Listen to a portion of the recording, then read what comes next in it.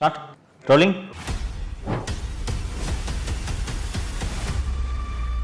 மு.க. ஸ்டாலின் என்ற குடும்பத்தினர் கொள்ளையடிப்பதற்காக தவிர வேறு எதற்காக இந்த திமுக என்ற இயக்கம் இன்று செயல்படுகிறது? நன்றாக யோசித்து பாருங்கள். வேறு எந்த கட்சியிலாவது இத்தனை அதிகார மையங்கள் இருக்கிறதா? தனது பேரனான இன்பநிதியை, உதயநிதியை எப்படி ரெட் ஜெயண்ட் மூலமாக கொண்டு வந்தார்களோ அதே போல திராவிட முன்னேற்ற கழகத்தின் தலைமை பொறுப்பேற்பதற்கு அவரை தயார்படுத்தி கொண்டிருக்கிறார்கள் என்பதை ஊரே அறியும். அப்போ இந்த திமுக என்ற கட்சி யாருக்காக நடக்குது? ஒரு குடும்பத்துக்காக தானே. இதுதான் ஜனநாயகமா? மன்னராட்சியாக நடக்குது. அப்பாவுக்கு பிறகு அவங்க பையன், அதுக்கு பிறகு அவங்க பையன் என்று.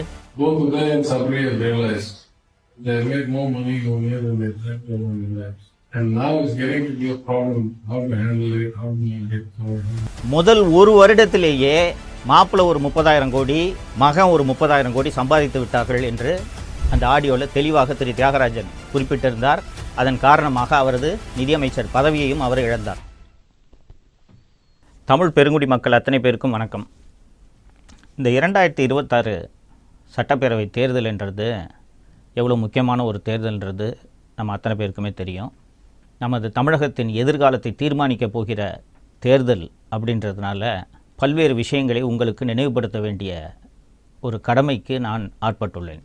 மக்களே, வழக்கமான தேர்தல் போல இந்த தேர்தலை எடுத்துக்கொள்ளாதீர்கள். தமிழகத்தை அடிமை தலையிலிருந்து, ஒரு குடும்பத்தின் ஆதிக்கத்திலிருந்து காப்பாற்ற வேண்டிய நெருக்கடியில் நடக்கக்கூடிய தேர்தல் தான் இந்த 2026 தேர்தல் என்பதை நீங்கள் மறந்துவிடக்கூடாது.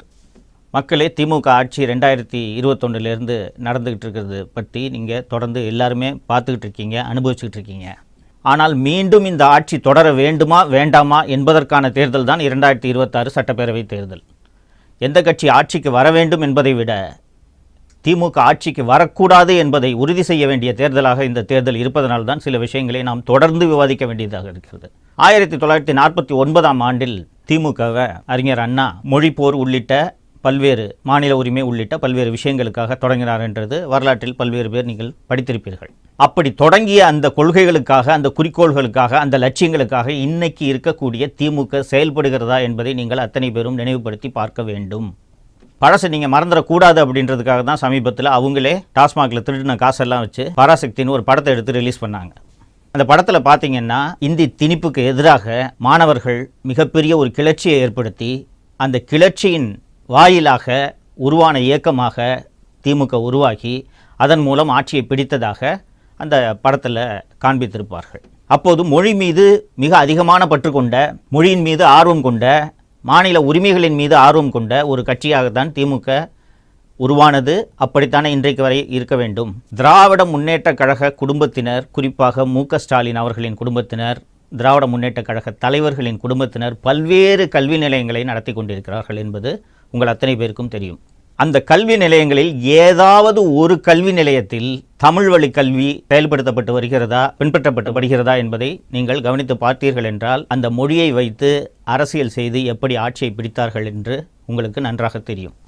தோழர்களே, அறிஞர் அண்ணா எந்த லட்சியங்களுக்காக தொடங்கினாரோ அந்த லட்சியங்கள் எல்லாம் நீர்த்து போய் இன்றைக்கு இருக்கக்கூடிய திராவிட முன்னேற்ற கழகம் ஒரே ஒரு குடும்பத்திற்காக மட்டும்தான் இயங்குகிறது என்பதை நீங்கள் இந்த 5 ஆண்டுகளில் பார்த்திருப்பீர்கள். இந்த ஆட்சி தொடங்கிய 1-2 ஆண்டுகளில் இந்த ஆட்சியில் நிதியமைச்சராக இருந்த திரு பிடிஆர் தியாகராஜன் அவர்கள் பேசிய ஒரு 2 ஆடியோ வெளியானது நீங்கள் எல்லாருக்கும் நினைவு இருக்கும்னு நினைக்கிறேன்.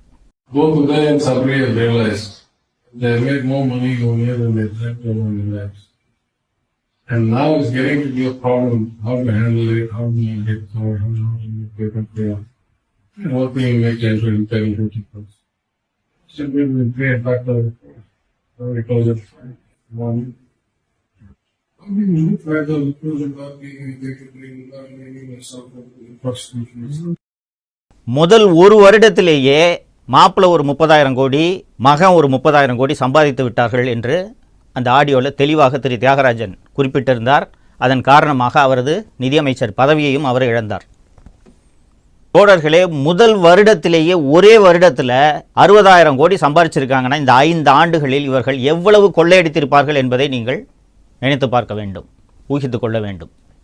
இன்றைக்கி திராவிட முன்னேற்ற கழகம்ன்ற இந்த கட்சி எதற்காக செயல்படுகிறது என்பதை நீங்கள் சற்றே யோசித்து பார்க்க வேண்டும், அலசி பார்க்க வேண்டும். மு.க. ஸ்டாலின் என்ற குடும்பத்தினர் கொள்ளையடிப்பதற்காக தவிர வேறு எதற்காக இந்த திமுக என்ற இயக்கம் இன்று செயல்படுகிறது? நன்றாக யோசித்து பாருங்கள். வேறு எந்த கட்சியிலாவது இத்தனை அதிகார மையங்கள் இருக்கிறதா? ஸ்டாலின், அவரது மனைவி திருமதி துர்கா ஸ்டாலின், அவரது தம்பி ராஜமூர்த்தி, ஸ்டாலினின் மகள் செந்தாமரை, மருமகன் சபரீசன், மகன் உதயநிதி, அவரது மனைவி திருமதி கிருத்திகா, இவர்களின் நண்பர்கள் என்று எத்தனை அதிகார மட்டங்கள் இந்த அரசில் இந்த 5 ஆண்டுகளாக செயல்பட்டு கொண்டிருக்கின்றன. இத்தனை அதிகார மையங்களை வைத்துக்கொண்டு ஒரு ஆட்சி நடைபெற்றால் அது எத்தகைய அலங்கோல ஆட்சியாக இருக்கும் என்பதைத்தான் இந்த 5 ஆண்டுகளாக நாம் பார்த்து வருகிறோம். இந்த ஆட்சி மீண்டும் தொடர வேண்டுமா என்பதைத்தான் நீங்கள் இந்த தேர்தலில் முடிவு செய்ய போகிறீர்கள். தோழர்களே, எல்லா ஆட்சிகளிலும் குறைகளும் இருக்கும், நிறைகளும் இருக்கும். திமுக ஆட்சியில் வெறும் ஏதோ குறைகளே மட்டும்தான் இருக்கிறது, நிறைகளே இல்லையா என்ற கேள்வி எழும்.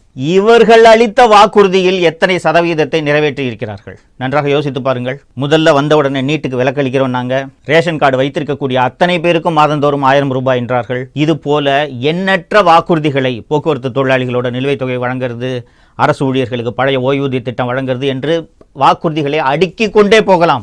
இவர்கள் அளித்த வாக்குறுதியை, இவர்கள் அளித்த தேர்தல் வாக்குறுதிகளில் முழுமையாக நிறைவேற்றி இருக்கிறார்களா? இப்போது எந்த தைரியத்தில் மீண்டும் ஒரு தேர்தல் வாக்குறுதி அளிப்பதற்கான ஒரு குழுவை நியமித்திருக்கிறார்கள் என்பது உள்ளபடியே புரியவில்லை. எதிர்க்கட்சித் தலைவர் திரு எடப்பாடி பழனிசாமி அவர்கள் பல்வேறு மேடைகளில் அடிக்கடி குறிப்பிடுவார், நீங்கள் இதை பார்த்திருப்பீர்கள். நான் ஒரு சாதாரண கிளைக்கழக செயலாளர், இன்னைக்கு அதிமுக என்ற ஒரு மாபெரும் இயக்கத்தோட பொதுச் செயலாளராக என்னால் வர முடியுது, திமுகவில் யாராவது வர முடியுமா இது போல என்று ஒரு கேள்வி எழுப்பியிருக்கிறார். நன்றாக யோசித்து பாருங்கள். யாராலாவது இது போல அந்த கட்சியின் தலைவராக இன்று வர முடியுமா? உதயநிதிக்கு என்ன வயசாகுதுங்க? லாயலா காலேஜ் முடிச்சுட்டு ஒரு பிஸ்னஸை ஸ்டார்ட் பண்ணுறாரு. 2007 ரெட் ஜெயிண்ட் என்ற ஒரு திரைப்பட நிறுவனத்தை தொடங்குறாரு. இதை தாண்டி இந்த சமூகத்துக்கு உதயநிதி அவர்களின் பங்களிப்பு என்ன? எடுத்த உடனே 2021 எம்எல்ஏ ஆக்குறாங்க. கொஞ்ச நாளில் அமைச்சரானோடனே மூத்த அமைச்சர்களுக்கெல்லாம் மேலே கேபினெட்டில் அவரோட ரேங்க்கு. அதுவும் போதாதென்று துணை முதலமைச்சர், தங்கை மக்களவை எம்பி மட்டுமல்லாமல் மக்களவையின் திமுக கட்சியின் தலைவர், மருமகன் ஒரு மிகப்பெரிய அதிகார மையம், மனைவி, மகன், மகள் என்று அத்தனை பேரும் அதிகார மையம். இதெல்லாம் போதாதென்று தனது பேரனான இன்பநிதியை, உதயநிதியை எப்படி ரெட் ஜெயிண்ட் மூலமாக கொண்டு வந்தார்களோ அதே போல திராவிட முன்னேற்ற கழகத்தின் தலைமை பொறுப்பேற்பதற்கு அவரை தயார்படுத்தி கொண்டிருக்கிறார்கள் என்பதை ஊரே அறியும். அப்போ இந்த திமுக என்ற கட்சி யாருக்காக நடக்குது? ஒரு குடும்பத்துக்காக தானே. அந்த குடும்பம் மீண்டும் மீண்டும் கொள்ளையடிப்பதை, அந்த கொள்ளையடிப்பதை நாம சொல்லல, அவங்க கட்சியோட அமைச்சரே தெளிவாக பேசியிருக்கிறார் என்பதை நாம் பார்த்திருக்கிறோம். ஸோ திமுக என்ற அந்த குடும்பம், மு.க. ஸ்டாலினின் குடும்பம், ஒரு குடும்பம் மீண்டும் தமிழகத்தை கொள்ளையடிப்பதற்காக இந்த தேர்தலில் திமுகவுக்கு வாக்களிக்க வேண்டுமா என்பதை நீங்கள் அத்தனை பேரும் நன்றாக சிந்தித்து பார்க்க வேண்டும். இதுதான் ஜனநாயகமா? மன்னராட்சியாக நடக்குது. அப்பாவுக்கு பிறகு அவங்க பையன், அதுக்கு பிறகு அவங்க பையன் என்று. இப்போது மீண்டும் திராவிட முன்னேற்ற கழக ஆட்சி அமைந்தால் வேறு யாராவது ஒரு மூத்த தலைவர் முதல்வர் பொறுப்பை ஏற்க முடியுமா? அல்லது திமுக தலைவர் பொறுப்பை ஏற்க முடியுமா? யோசித்து பாருங்கள். அப்போ திருப்பி இந்த குடும்பம் தானே கொள்ளையடிக்க போகுது. அப்படி இந்த குடும்பம் கொள்ளையடிக்கிறதுக்காக நீங்கள் மீண்டும் உதயசூரியனுக்கு வாக்களிக்க வேண்டுமா என்பதை நன்றாக யோசித்து பாருங்கள். நீங்கள் அளிக்கக்கூடிய வாக்கு திமுக மற்றும் திமுக கூட்டணி கட்சிகளை வீழ்த்துவதாக இருக்க வேண்டும். மாறாக ஒரு மாற்று சக்திக்கு வாக்களிக்கலாம் என்று நினைத்து வாக்களித்தால் மீண்டும் திமுக ஆட்சி தப்பித்தவறி கூட வந்துவிடக்கூடாது என்பதை நீங்கள் மனதில் வைத்து தேர்தல் நாளன்று முடிவெடுக்க வேண்டும் என்பதை அன்போடு கேட்டுக்கொள்கிறேன். இது நாம் மட்டும் இல்லை, நமது சந்ததியினரின் எதிர்காலம் பற்றிய ஒரு தேர்தல். நாளைக்கு நாம் மட்டும் இல்லாமல் நம்ம குழந்தைங்களும் நல்லா இருக்கணும்னு நீங்கள் நினச்சிங்கன்னா சரியான முடிவை இந்த தேர்தலில் நீங்கள் எடுப்பீர்கள் என்ற நம்பிக்கை எனக்கு இருக்கிறது. ஏன்னா திமுக அவர்களோட சந்ததியை உயர்த்துறதுக்காக அவர்கள் இந்த தேர்தலில் போட்டியிடுகிறார்கள். நாம் நமது சந்ததியை மனதில் வைத்து இந்த தேர்தலில் நல்ல முடிவை எடுக்க வேண்டும். தொடர்ந்து பேசுவோம். நன்றி. தமிழகத்தை காப்போம்.